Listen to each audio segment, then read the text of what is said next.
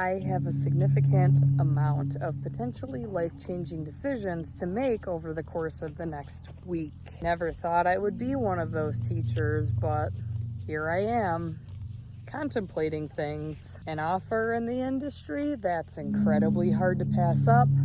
I've never been one to lie or hide the opportunities that are presented to me. One thing I do very much enjoy working with animals is that you don't have to deal with fake feelings. Anytime that an animal, not that they really carry that many emotions, right? They're not really capable of it, but you know exactly how they're feeling every second you spend with them, and they're not putting on a face.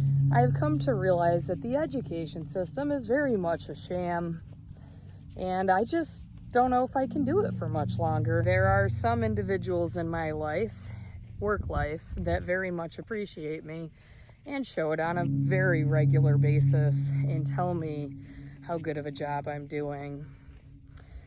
And I would be sad to leave them. I'd be sad to leave my students. What I wouldn't be sad to leave is the harassment that I'm constantly undergoing given the type of work I do as an ag teacher. People just don't get it, and I'm sick of justifying my job. I guess I shouldn't say justifying my job, but defending it. And defending what I do on a regular basis to provide more opportunities to students. Ironically, the reality is my administration supports me to the end of the earth, and every administrator that I currently work under, with the exception of the new superintendent, because I have not met him, our superintendent that I was hired under both at my previous place of employment for 7 years, and then she recruited me for this position I'm currently working for the past 5 years because she had switched schools and knew that I was very good at my job.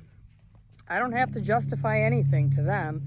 They very much appreciate me. Unfortunately, it's the politics behind it. And I'm sure I'm not supposed to talk about it, but I have about had it. I'm sick of it.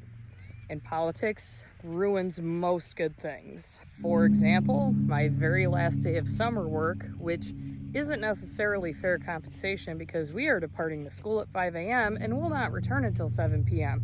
But you want to know what that pay is based on? The typical 6 or 7 hour work day that most teachers work. And I'm just over it. People questioning the ag days that I do, and it's not that they want to hear the truth, they just want me to go away. At least that's how it feels. As those that work in education and our teachers know and will be able to relate to, equity for everyone isn't always exactly possible for the ag teacher. So if you have an ag teacher in your district and they have a different alternative contract than every other classroom teacher in your district, please feel free to show what it is that they have. Because what I personally think is that we should not be treated like every other teacher. And I know in many states, they're not.